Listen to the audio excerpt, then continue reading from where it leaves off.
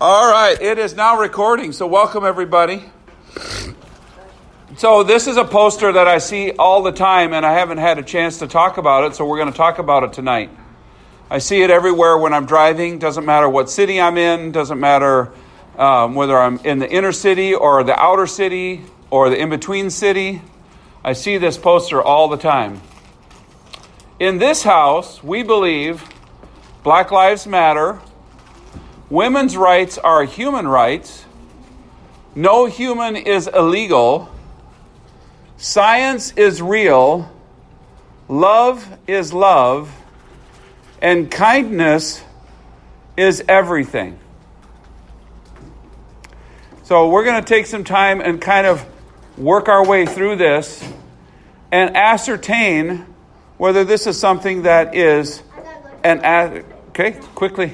Remember, quietly, quick and quietly. Shh. You can go. Yep. You can yep. go ahead. Yep. I'll right back, okay? Yep. You So. come right back? Yep. Okay. So we ascertain the biggest way. You know, I really love statements that I see all of the time that are like self-explaining. And actually, I think I'm going to start with the big one that's in red, because that's the one that stands out to me the most. Love is love. Okay? We've talked about this before. You know, the Beatles used to sing, "All you need is love." Because as long as you have love, it doesn't matter what kind of love it is, as long as you have love, you're going to be happy, you get everything you need, and life is wonderful. Unfortunately, based on all of the people that I see in Hollywood who were married and then remarried, they're in one relationship and then another relationship. All of the people in Hollywood who I've seen, like Chris Farley, who had all the fame and all of the money, and he overdosed on drugs and died. We think of Robin Williams, all the people that loved him, wanted what was best for him. He died miserably. There are so many people that have those things and they think it's what will satisfy, but it just doesn't satisfy. That's what the evidence bears out. Yeah, come, sit down quietly. You can throw your trash away. All right, so have you guys ever asked somebody, have you ever had something really good to eat? Right? Mm-hmm. Say I gave you some beef stew, right? And I said, here is some beef stew. And you said, you ate it and you're like, well, that was really good. What's in it? And you say, well, it's beef stew. You're like, oh yeah, I know. It's really good, but what's in it? Well, beef stew. You would pretty quickly get frustrated with me because you're not actually defining your terms. Okay? So when we say love is love, it's just like saying beef stew is beef stew. And then you look at somebody funny when they say, well, what do you mean? If you do not define your terms, you cannot even have a logical, valid conversation. Adonis, shh. You can do it. You cannot have a logical conversation unless you can actually define what your terms are. So, when we see love is love, from the very beginning, even before we start dealing with it, it can't make logical sense. It's just like somebody comes up to you and say, well, what are you? Well, I'm a Christian. Well, what does that mean? It means I'm a Christian. No, really, what does it mean? I'm a Christian. You no longer have any ability to discuss if somebody is not willing to define what they mean by certain things. And I've heard it said in lots of different places now, if you ask somebody to define what they mean by something, there are some people that will actually say to you that you're racist because you want somebody to define what you're talking about. That's where we are in our current culture. Because unfortunately, there are certain people that so don't want people to actually logically think through things that they will actually use the accusation of racism to shut down conversation. Or sexism or any other kind of ism. So, let's go up to the top. In this life, in this house, we believe Black Lives Matter. Absolutely, Black Lives Matter. I wholeheartedly believe that Black Lives Matter. Yellow lives matter. White lives matter. Every color matters. Yes? It should just be lives matters. All lives matter. All lives matter. And we also know that there are people that have actually gotten fired from their job because what they have said is, I believe that all lives matter. Okay? And I don't believe that we should pit anybody of any race against another race, because then actually we're dividing ourselves instead of coming together and being unified. Okay? That's why that should be all lives matters. Exactly. So, what we never talk about, or it doesn't get talked about very often, is there is a huge difference between the statement that Black Lives Matter, which again I wholeheartedly agree with, and an organization called Black Lives Matter. Okay? If you do an internet search and do some study, you will see that there is an organization called Black Lives Matter that has used that very term to garner not small amounts of money, but millions and millions of dollars into their own coffers. Okay? And they have actually, I heard about it 3-4 weeks ago. Don't quote me on this. Again, do your own research on this, okay? And when you research, don't just go to one website, okay? Don't just take what one, news outlet says. Don't go just to CNN or just to Fox News. Go to both and compare sources, okay? You have to be a student of your culture, okay? I know lots of people that are very conservative, that they take what conservative stations say, they take it as carte blanche, and you shouldn't. You should always look at the sources, okay? All I know is I've been a driver for Uber, and I drove on Lake Street not long after all of the stuff happened because of what happened with George Floyd, okay? What happened with George Floyd was terrible. I drive by that all the time, okay?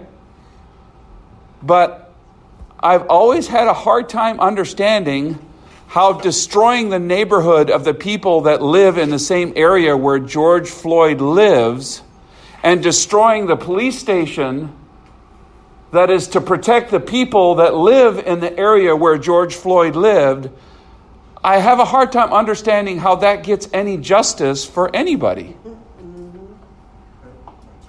Yeah. They wasn't the one that done that. It was white groups came from other states that did it. It wasn't the blacks. It wasn't the people in the, like what Bobby said, it wasn't the people in this community that did that. It was people coming from elsewhere that were actually, some of them paid simply to just come and cause problems. That's the kind of job I would like. You want to go tear some stuff down and wreak havoc and throw stuff through windows, and we'll pay you to do it? Do your research again. If you start doing research, you'll see that there's lots of people. That's how they make their money, is by simply causing havoc. I'll never forget the lady that was standing, and I watched her on the news, and she was right on Lake Street, and she was crying. She said, "Where am I going to go get groceries? I don't have a car." And everybody, they talked to her, but nobody said, well, maybe we should think about this. Adonis? Oh, I lost my... I'll get it back. All right. That's the internet. That you know what? No, it's not the internet because I copied it off of the internet. Now it's on my screen saver. Here it is. It's back. Okay. So now I guess I should deal with the very first thing where it says, "In this house we believe." We have to acknowledge something, and this is where people that are more on the conservative side sometimes struggle. The people that are on the conservative side struggle a little bit is because they think that because what they're believing is mostly true, and a lot of it is, that the fact that that's true, it gives them the right to kind of like beat up other people intellectually to say, well, no, you should think this. So when it says, in this house we believe something, of all of the things on this thing, I think that's the most true. From my perspective, that's the most true thing. Because the truth in every house has to decide what they believe. Okay? Wherever you are, you have to decide what you believe. Okay? Key question, though, is when you're going to decide what you believe, the information that you decide what you believe based on is kind of important. Okay? Because, like, I could just stand right here and say, you know what? I believe that I'm Superman, and I'm just going to jump off the roof, and I'm not going to go splat. And I could believe it as hard as I want to. I'm sorry, I'm still going splat. Each individual person, yes, does have the right and the privilege to believe in our country. That's why we have freedom of religion in our country. Everybody has to decide, okay? But you have to understand something. Every individual person is responsible for their decision. You can't decide something and then later on it doesn't work out for you, and then you go, well, yeah, I decided I want to do something different, you know? That's like me deciding I'm going to drive down the road at 90 miles an hour and I'm not going to get caught. And then a cop pulls me over. And then I say, oh, no, I didn't mean to do that. Let me do a do-over. The cop is like, I'm sorry, you don't get a do-over. You get a ticket. Okay? And yet everybody expects God to do the same thing. Everybody blames God for all the bad stuff, but they expect Him to make up, you know, and just, well, oh yeah, God understands. When no other authority in your life is going to do that, it just doesn't make sense. Because if God is just and cannot tolerate sin, and He says that, and then He tolerates sin, what is He? He's a liar. And we know God is not a liar. He's not going to lie to you. And what does it say in God's word? Do not be deceived. Don't be deceived. God is not mocked. What you sow, you're going to reap. If you sow in thinking and believing something, sowing is believing. Has everybody heard seeing is believing? That everybody hears that phrase. But actually, sowing is also believing. Okay? Sowing and seeing are kind of the same thing. But if you sow, if I put something in the ground, if I put a carrot seed in the ground, and then the whole time I put carrots in the ground, and then the whole time I'm like, oh, I'm going to get beets. I know I'm going to get beets. Here come the beets. Here they come. Up comes carrots. It's not just the belief that matters. Again, each individual person decides to believe, but it's what is the source, what is the placement of your belief is the important thing. Are you going to choose to believe in something that is trustworthy? Or are you going to choose to believe in something, well, that looks kind of cool. Maybe I'll try that for a while. Right? which is so dangerous about our current social media right now. I just read an article that most, and I heard other people talking about it, unfortunately, I'd say like 65% of all education is no longer about teaching children what history was, what math is, whatever. Education is indoctrination. It's telling children that you should distrust other people that aren't the same color as you. You should always think about, if you're uncomfortable in your own body, then you must be somebody that is transgender. So take a 6-year-old person and a teacher who stands up, who's very charismatic and nice and kind, and they say, if you're uneasy in your own body, then I guess you must be transgender. To which I say, based on what? Based on what? Based on what facts? And again, there is a whole section of people that all they're trying to do is come up with ideas that make them what they think is right. But when you start to say, well, can we talk about what the logic is behind this? All of a sudden, you're a racist because you want to talk about what the logic is behind something. So, believing is important, absolutely. But the source of your belief is way, way more important. And that's exactly why we talk about what the truth is. And it's not just truth that I'm saying is truth, but it's verifiable, historical, factual truth. That's why we have God's Word.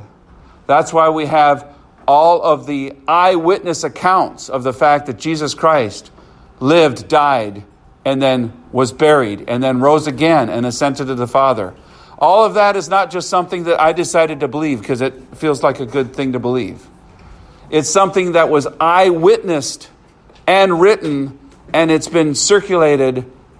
And there are more copies, original handwritten copies of the New Testament than any other historical literature, by far. Hundreds of thousands of copies of the New Testament just alone, handwritten for that specific reason.